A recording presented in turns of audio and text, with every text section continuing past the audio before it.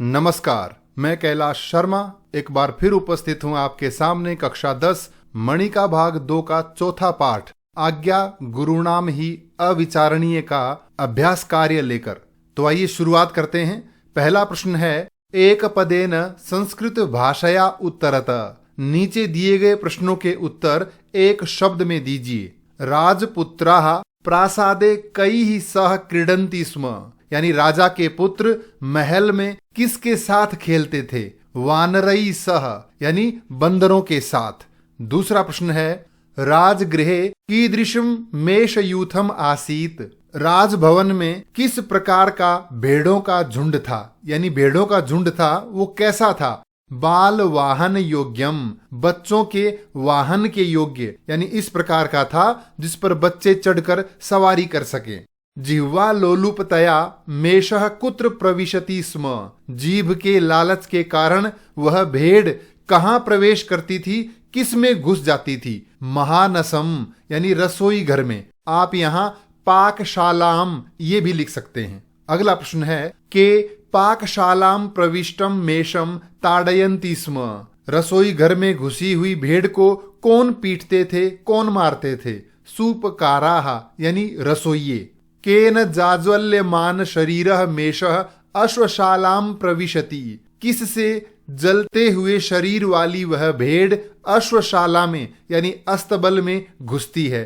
किससे जलती हुई? वह्निना, यानी अग्नि से। आग के कारण जले हुए शरीर वाली वह भेड़ अस्तबल में प्रवेश करती है। अगला प्रश्न है, मेषस्य क्षितौ प्रलुठतः तृणेषु का समुत्थिता। भेड़ के पृथ्वी पर लौटने पर तिनकों में, यानी घास फूस में क्या प्रकट हो गई? वह्नि ज्वाला, आग की लपटें।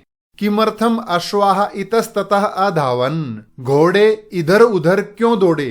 क्यों दौड़े थे? जान बचाने के लिए। तो हम लिखेंगे प्राण त्राणाय, जीवन रक्षा के लिए, प्राणों को बचाने के लिए। केशाम वह्नि दोषः कपीनाम मेधसा शाम्यति। किसके जलने की पीड़ा बंदरों की चर्बी से शांत होती है? किन की पीड़ा शांत होती है? अश्वानाम, यानी घोड़ों की। कस्य आदेशम श्रुत्वा सर्वे कपयः भयत्रस्ताः जाताः। किसका आदेश सुनकर सभी बंदर भयभीत हो गए? नृपस्य, यानी राजा का आदेश सुनकर। केशाम आज्ञा अविचारणीय भवति। किन की आज्ञा अविचारणीय होती है? किन की होती है? गुरुणाम, यानी गुरुओं की। आगे बढ़ते हैं प्रश्न 2 की ओर। अधोलिखितानाम प्रश्नानाम उत्तराणि पूर्ण वाक्येन लिखत। नीचे दिए गए प्रश्नों के उत्तर पूर्ण वाक्य में लिखिए। पहला है, जिह्वा लोलुपतया मेषः अहर्निशम किम करोति स्म। जीभ के लालच के कारण वह भेड़ दिन रात क्या करती थी? जिह्वा लोलुपतया मेषः अहर्निशम महानसम प्रविश्य भोजनम खादति स्म। जीभ के लालच के कारण वह भेड़ दिन रात रसोई में घुसकर खाना खाती थी। अगला प्रश्न है, सूपकाराः मेषम कैः वस्तुभिः ताड़यन्ति स्म। रसोइये उस भेड़ को कौन सी वस्तुओं से पीटते थे? सूपकाराः काष्ठम मृण्मयम भाजनम कांस्य ताम्र पात्रम वा यत पश्यन्ति तेन मेषम ताड़यन्ति स्म। वे रसोइये उस भेड़ को लकड़ी, मिट्टी, कांसा, तांबा आदि जिस किसी का भी कोई बर्तन देखते उसी से उस भेड़ को मारते। अगला प्रश्न है, मेषस्य सूपकाराणाम च कलहम अवेक्ष्य वानर यूथपति किम अचिंतयत। भेड़ और रसोइयों का वह झगड़ा देखकर बंदरों के सेनापति ने क्या सोचा? मेषस्य सूपकाराणाम च कलहम अवेक्ष्य वानर यूथपति अचिंतयत। भेड़ और रसोइयों का वह झगड़ा देखकर बंदरों के झुंड के सरदार ने सोचा, एतेषाम कलह न वानराणाम हिताय। इनका यह झगड़ा बंदरों के लिए सही नहीं है। आगे बढ़ते हैं। अगला प्रश्न है, मदोद्धताः कपयः वानर यूथपतिम किम अवदन। मदमस्त बंदरों ने अपने झुंड के सरदार से क्या कहा?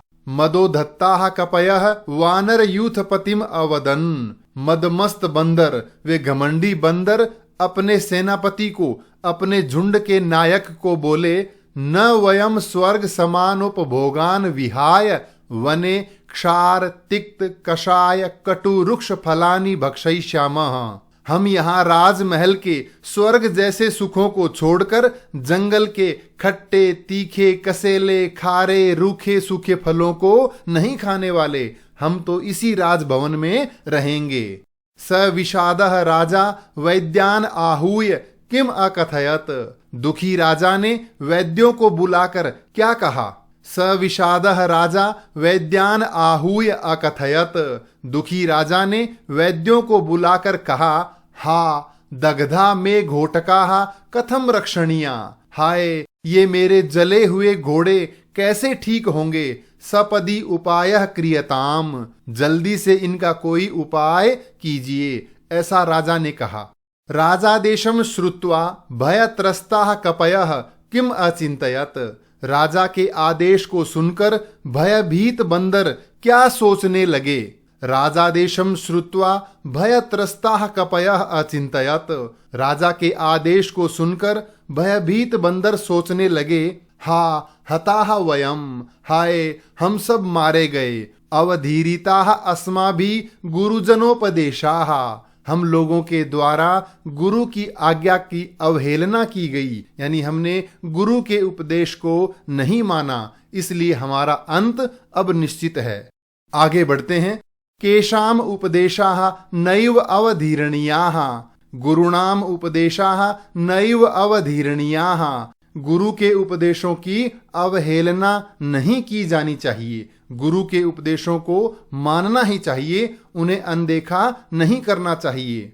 नरः कीदृशं गृहं दूरतः परिवर्जयेत।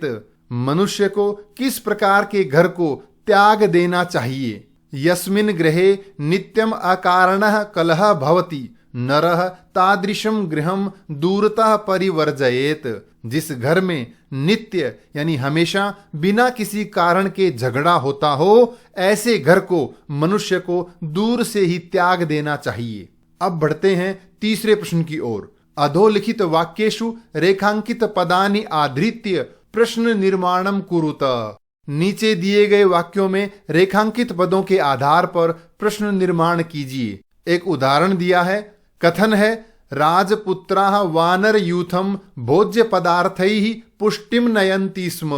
राजा के पुत्र बंदरों के झुंड को अनेक प्रकार के भोज्य पदार्थों द्वारा उनको पोषित करते थे। तो भोज्य पदार्थ ही, भोज्य पदार्थों के द्वारा, इसके स्थान पे हमने लिखा कई ही, यानी किसके द्वारा पुष्टि करते थे, और अंत में हमें प्रश्न सूचक चिन्ह लगाना है। तो ये उदाहरण था। अब पहला प्रश्न है, अश्वाः प्राण त्राणाय इतस्ततः अधावन।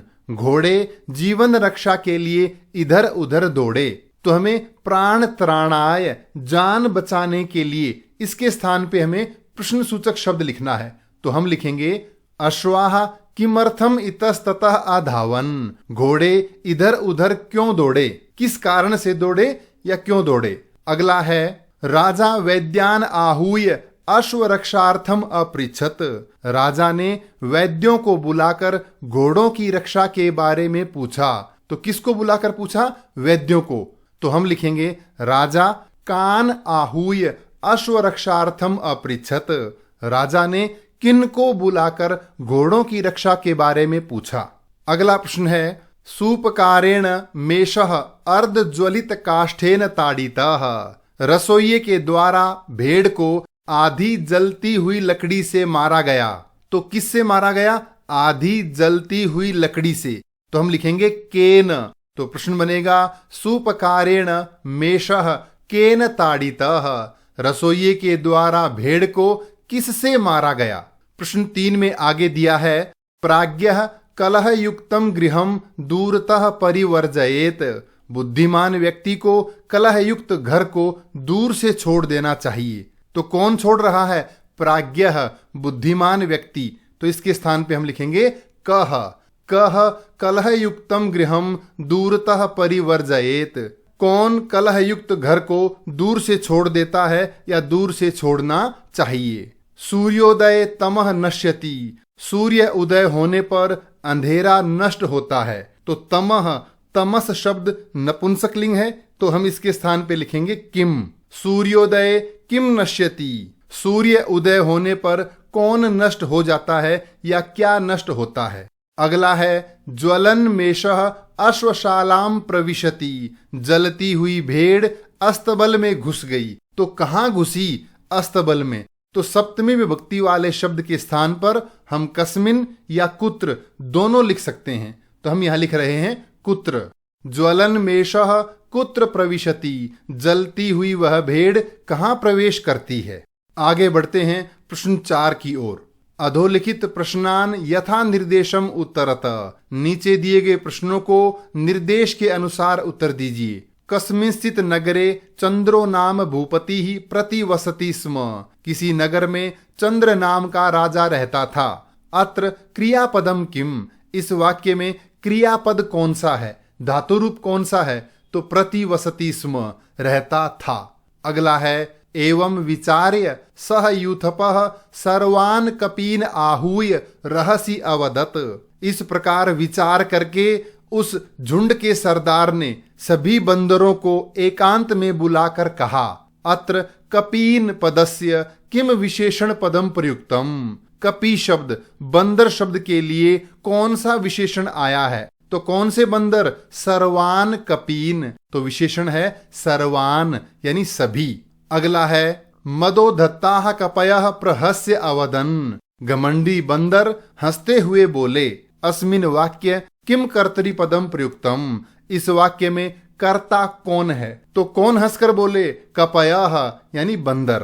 प्रश्न 4 में आगे दिया है हा दग्धाः मे घोटकाः कथम रक्षणीया, हाय जले हुए ये मेरे घोड़े किस प्रकार से बचेंगे, किस प्रकार इनकी रक्षा की जाएगी। वाक्यस्मिन् अश्वाः इत्यर्थे किम पदम प्रयुक्तम, इस वाक्य में अश्वाः यानी घोड़े इस शब्द के स्थान पर कौन सा शब्द आया है? तो कौन सा है? घोटकाः यानी घोड़े। मेषः महानसम प्रविश्य यत पश्यति तद भक्षयति, वह भेड़ रसोई में घुसकर जो कुछ भी दिखता उसे खा जाती। अत्र निर्गत्य यानी निकलकर, इस पद का विलोम शब्द कौन सा है? तो कौन सा है? प्रविश्य यानी प्रवेश करके, घुस करके। अगला है ज्वाल माला कुलाह पदस्य विशेष्य पदम पाठात चित्वा लिखत, ज्वाल माला कुलाह इस शब्द का विशेष्य पद पाठ से चुनकर लिखिए। तो इसका विशेष्य कौन है? अश्वाह, जलती हुई लपटों से बेचैन, कौन? घोड़े, प्राण रक्षा के लिए इधर उधर दौड़े। ये वह पंक्ति है। आगे बढ़ते हैं प्रश्न 5 की ओर। विशेषण विशेष्य पदानाम समुचितम मेलनम कृत्वा लिखत, नीचे 2 स्तंभ दिए हैं, एक में विशेषण दिए हैं, एक में विशेष्य, दोनों का मेल करना है। कुवाक्यांतम, बुरे वाक्य से अंत होता है, किसका? सौर्धम, मित्रता का। तो ये विशेषण और ये विशेष्य। मदोधत्ताः, मदमस्त यानी घमंडी, कौन? कपयः अर्थात बंदर। ऊर्णा प्रचुरः, अत्यधिक ऊन वाला, कौन? मेषः भेड़। कुराजान्तानि, बुरे शासक के कारण अंत होता है जिसका, कौन है वे? राष्ट्राणी यानी देश। मृण्मयम, मिट्टी का, क्या? भाजनम यानी बर्तन। कलहांतानि, कलह से अंत होता है, किसका? हर्म्याणी, राजमहलों का या घरों का। शाश्रु नयनः, अश्रु सहित नयनों वाला, कौन? यूथपति ही, बंदरों के झुंड का सरदार। अंतिम है कुकर्मांतम, बुरे कर्म से अंत होता है, किसका? यशः, प्रसिद्धि का। आगे बढ़ते हैं प्रश्न 6 की ओर। स्थूलाक्षराणि सर्वनाम पदानि कस्मै प्रयुक्तानि, गहरे लिखे शब्द किसके लिए प्रयुक्त हुए हैं ये हमें बताना है। एक उदाहरण दिया है, अस्माकं विनाशकारकः भविष्यति, हमारे विनाश का कारण होगा। तो अस्माकं ये शब्द किसके लिए आया था? वानरेभ्यः। इसी प्रकार हमें नीचे दिए गए वाक्यों में भी लिखना है। तस्य पुत्राः वानरैः सह क्रीडन्ति स्म, उसके पुत्र बंदरों के साथ खेलते थे। तो तस्य मानी उसके, ये शब्द किसके लिए आया है? राजा के लिए। तो हम लिखेंगे नृपाय। अगला है एतेषाम कलह न वानराणाम हिताय, इनका झगड़ा बंदरों के हित में नहीं है। तो एतेषाम, इनका, ये शब्द किसके लिए आया है? झगड़ा किस किस का था? रसोइये और भेड़ का। तो हम लिखेंगे मेषाय सूपकारेभ्यः च, भेड़ और रसोइयों के लिए यह शब्द प्रयुक्त हुआ है। सर्वेषाम संशयः न भवेत, हम सब की हानि न हो। तो सर्वेषाम किनकी? वानरेभ्यः, बंदरों के लिए यह शब्द आया है।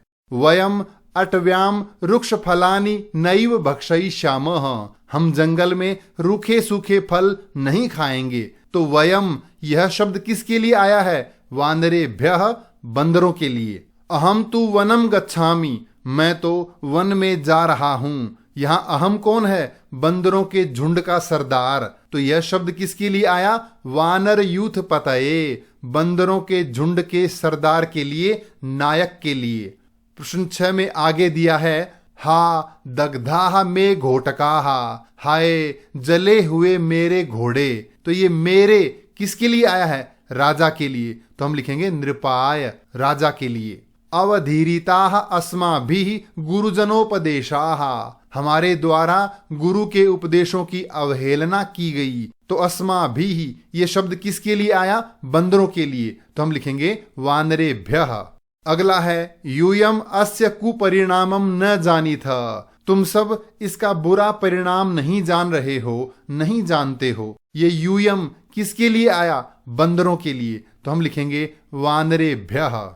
आगे बढ़ते हैं प्रश्न 6 आ की ओर। कोष्ठकात समुचितम पदम विचित्य रिक्त स्थानानि पूरयत, कोष्ठक से सही शब्द चुन के रिक्त स्थान भरने हैं। कोष्ठक में 2 शब्द दिए हैं, जो सही है उसे चुनकर लिखना है। डैश नगरे चंद्र भूपति प्रतिवसति स्म, नगर में चंद्र नामक राजा रहता था। तो कस्यांश्चित कस्मिंश्चित, सही कौन सा होगा? कस्मिंश्चित। तो कस्मिंश्चित नगरे, किसी नगर में। अगला है डैश एव राजगृहे मेषयूथम अपि आसीत, उसी राजभवन में एक भेड़ों का झुंड भी था। तो सही शब्द कौन सा होगा? तस्मिन एव राजगृहे, राजगृहे और तस्मिन दोनों में सप्तमी विभक्ति। अगला है अहनि सह मेषः महानसम प्रविशति, दिन में वह भेड़ रसोई में घुसती है। तो कौन से?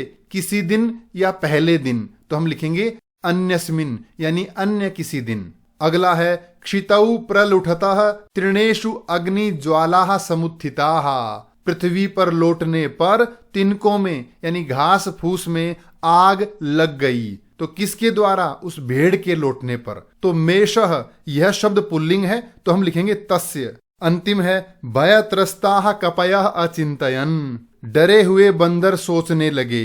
तो बंदर शब्द पुल्लिंग बहुवचन है, तो पुल्लिंग बहुवचन में बनेगा सर्वे, सभी डरे हुए बंदर सोचने लगे। आगे बढ़ते हैं प्रश्न 7 की ओर। नीचे दिए गए वाक्यों को घटनाक्रम के अनुसार लिखिए। कहानी में सबसे पहले क्या होता है? एक राजा चंद्र के पुत्र होते हैं, वो बंदरों के साथ खेलते हैं और उन्हें विविध भोज्य पदार्थ ही यानी अनेक भोज्य पदार्थों द्वारा उनका पोषण करते हैं।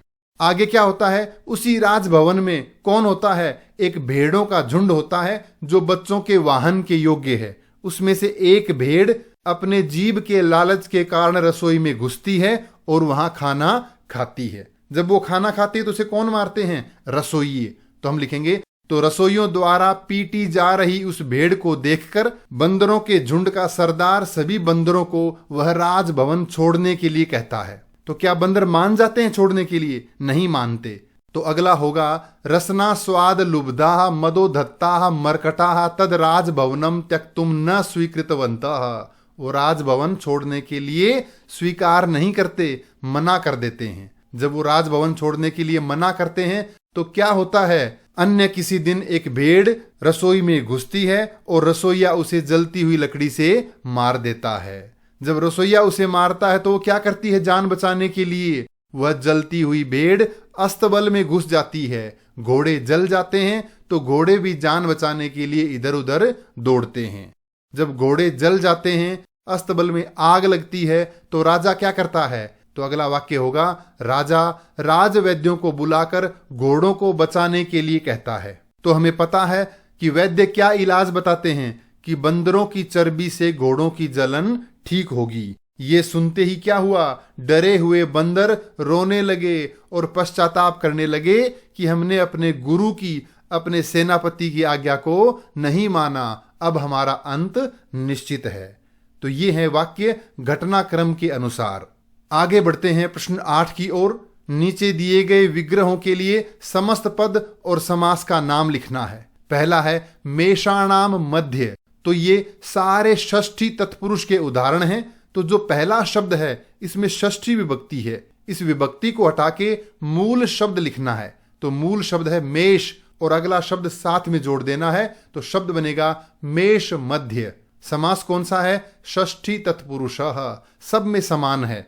अगला है वानराणाम हिताय, बंदरों के हित के लिए, तो इसमें से विभक्ति हटाएंगे, क्या बचेगा, वानर और हिताय जोड़ कर लिखेंगे वानर हिताय, और इसमें समास षष्ठी तत्पुरुष। अगला है प्राणानाम त्राणाय, प्राणों की रक्षा के लिए, तो विभक्ति हटाएंगे और ये शब्द जोड़ेंगे, तो बनेगा प्राण त्राणाय, प्राणों की रक्षा के लिए, समास वही षष्ठी तत्पुरुष। कपीनाम मेदसा, बंदरों की चर्बी, तो विभक्ति हटाएंगे। ध्यान रहे कपि शब्द में ह्रस्व ई होती है, तो हम लिखेंगे कपि मेदसा, समास वही रहेगा। राज्ञः आदेशम, राजा का आदेश, तो इसमें प्रथमा विभक्ति में क्या शब्द होता है, राजा, और आदेशम साथ में जोड़ेंगे तो बनेगा राजादेशम, समास वही रहेगा। जिह्वायाः लोलुपतया, विभक्ति हटाएं, जिह्वा और लोलुपतया, समास षष्ठी तत्पुरुष। अश्वानाम नाशः, विभक्ति हटाएं, मूल शब्द क्या है, अश्व, जोड़कर लिखें अश्वनाशः, समास वही रहेगा। अंतिम है यूथस्य पतिः, यूथस्य, विभक्ति हटाएं, मूल शब्द है यूथ यानी समूह का स्वामी, तो शब्द बनेगा यूथपतिः, समास षष्ठी तत्पुरुष। आगे बढ़ते हैं प्रश्न 9 की ओर। ये मंजूषा दी गई है, इस मंजूषा में से सही शब्द चुनकर इन चित्रों के समक्ष 3 शब्द हमें लिखने हैं। पहला है अग्नि, अग्नि किसके लिए है, इसके लिए, आग के लिए, तो ये शब्द हम लिखेंगे अग्नि के सामने। वानरः यानी बंदर, घोटकः घोड़ा, तो घोड़ा के सामने हम इसे लिख देंगे। भूपति ही यानी राजा, सुपकारः रसोइया, कपि ही बंदर, राजा यानी राजा, वहन्नी यानी आग, अश्वः यानी घोड़ा, हयः यानी घोड़ा, मर्कटः बंदर, नृपः राजा, अनलः आग, औदनिकः रसोइया, पाचकः रसोइया। तो ये थे इन शब्दों के पर्यायवाची जो हमने चित्रों के समक्ष लिख दिए हैं। आगे बढ़ते हैं प्रश्न 10 की ओर। नीचे एक पंक्ति दी गई है, उसके 3 अर्थ दिए हैं। सही अर्थ के सामने चिन्ह लगाना है। एतेषाम कलहो न वानराणाम हिताय, इनका झगड़ा बंदरों के हित के लिए नहीं है। 3 पंक्ति दी हैं। मेषस्य सुपकारैः सह दैनंदिन कलह वानराणाम विनाश कारणम भविष्यति, भेड़ और रसोइयों का यह रोज रोज का झगड़ा बंदरों के विनाश का कारण होगा। तो पहला ही ये सही है, तो हम इसी पे टिक लगाएंगे, ये सही है। दूसरा वाक्य दिया है तद गृहम जीवितम वांछन दूरतः परिवर्जयेत, जो अपने प्राण बचाना चाहता है उसे कलह वाला घर छोड़ देना चाहिए। तो वाक्य देखते हैं। यस्मिन गृहे महान कोलाहलः वर्तते, जिस घर में महान कोलाहल यानी झगड़ा होता है, धनम इच्छन नरः, धन चाहने वाले व्यक्ति को वह घर छोड़ देना चाहिए। बिल्कुल गलत, इसमें लिखा है जीवन चाहने वाले व्यक्ति को, तो पहला नहीं होगा। दूसरा है जिस घर में सुखमय वातावरण हो, सुखमय जीवन हो, उस घर को छोड़ देना चाहिए, यह भी गलत है। तीसरा है यस्मिन गृहे नित्य विवादः भवति, जिस घर में रोजाना झगड़ा होता है, सुख से जीने वाले व्यक्ति को यानी सुखी जीवन जीने वाले व्यक्ति को वहां नहीं जाना चाहिए, उसे दूर से छोड़ देना चाहिए। तो तीसरा सही होगा, तो हमने इस पे निशान लगा दिया है। प्रश्न 10 में आगे दिया है रसना स्वाद लुब्धाः यूयम अस्य सुखस्य कुपरिणामम न जानीथ, जीभ के लालच के कारण लोभी तुम सब इस सुख का बुरा परिणाम नहीं जानते हो। ये किसने कहा? बंदरों के सरदार ने बंदरों से। तो देखते हैं कौन सा सही है। जिह्वा स्वाद लोभेन मेषः महानसम प्रवेशस्य दुष्परिणामम न जानाति। जीभ के स्वाद के कारण लोभी हुई वह भेड़ रसोई में घुसती है जो बुरे परिणाम को नहीं जानती। नहीं, ये भेड़ के लिए नहीं आया, ये जो पहला वाक्य दिया है ये बंदरों के लिए आया है, तो पहला नहीं होगा, ये गलत है। दूसरा देखते हैं, तुम सभी बंदर जीभ के स्वाद के वश में लोभी हो गए हो और इस क्षणिक सुख का परिणाम यानी बुरा परिणाम नहीं जानते हो, यह तुम्हारे विनाश का कारण बनेगा। ये बिल्कुल सही है, तो सही उत्तर होगा नंबर 2। अगला जो वाक्य दिया है इसमें वो दिया है, हा हंत वयम, हो हम मारे गए, अवधीरिता अस्माभि गुरुजनोपदेशा, हमारे द्वारा गुरु के आदेश की अवहेलना की गई है। ये किसने कहा था? बंदरों ने कहा और दुख व्यक्त किया, पश्चाताप करते हुए कहा था। तो इसमें लिखा है, घोड़े सोचते हैं कि हमने अपने राजा की आज्ञा नहीं मानी इसलिए हम जल गए, तो ये गलत है। दूसरा है, रसोइये दुखी होते हैं कि हमने राजा के आदेश की पालना नहीं की, अब हमें दंड मिलेगा, ये भी गलत है। तीसरा है, बंदर पश्चाताप कर रहे हैं कि हमने अपने गुरु की, अपने यूथपति की आज्ञा को नहीं माना, उसकी अवहेलना कर दी, अब हमारा विनाश निश्चित है। तो तीसरा सही होगा, इस पे हम टिक लगाते हैं। तो ये था प्रश्न 10। आगे बढ़ते हैं प्रश्न 11 की ओर। नीचे कुछ वाक्य दिए हैं, उसमें स्थूल अक्षरों में लिखे गए शब्द का सही अर्थ बताना है। मेषः महानसम प्रविश्य यत पश्यति तद भक्षयति, वह भेड़ रसोई में घुसकर जो कुछ दिखता है उसे खा जाती है। तो महानसम का अर्थ क्या है? रसोई, तो सही शब्द होगा पाकशालाम यानी रसोई। अगला है, कलहांतानि हर्म्याणि, यहां हर्म्याणि इसका अर्थ सही क्या है? घर या महल। तो 3 ऑप्शन है, राजभवन, उद्यान यानी बगीचा और मंदिर। सही होगा राजभवनानि यानी राजभवन। अगला दिया है, अन्यस्मिन् अहनि महानसम प्रविष्टः मेषः सूपकारेण ताडितः, अन्य किसी दिन रसोई में घुसी हुई वह भेड़ रसोइये द्वारा मारी गई, पीटी गई। तो अहन्य यानी दिन में, तो सही अर्थ होगा दिवसे। अगला है, तस्य क्षितौ प्रलुठतः तृणेषु वह्नि ज्वाला समुत्थिताः, उसके जमीन पर लौटने पर। तो क्षितौ का अर्थ क्या है? पृथ्वी पर, तो सही अर्थ होगा भूमौ। इसमें अंतिम दिया है, सपदी उपायः क्रियताम, जल्दी से शीघ्र ही उपाय कीजिए। तो सपदी का सही अर्थ क्या है? झटिति यानी शीघ्रम, जल्दी से।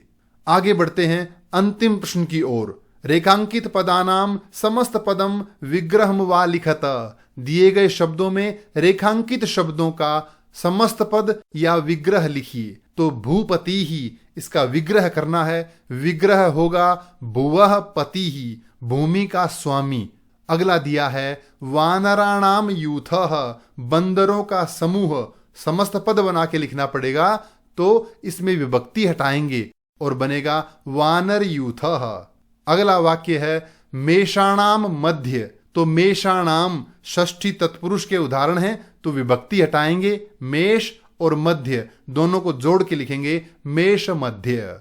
अगला है, जिह्वा लोलुपतया, समस्त पद दिया है, विग्रह करेंगे, जिह्वा में षष्ठी विभक्ति लगाएंगे तो बनेगा जिह्वायाः लोलुपतया, जीभ के लालच के कारण।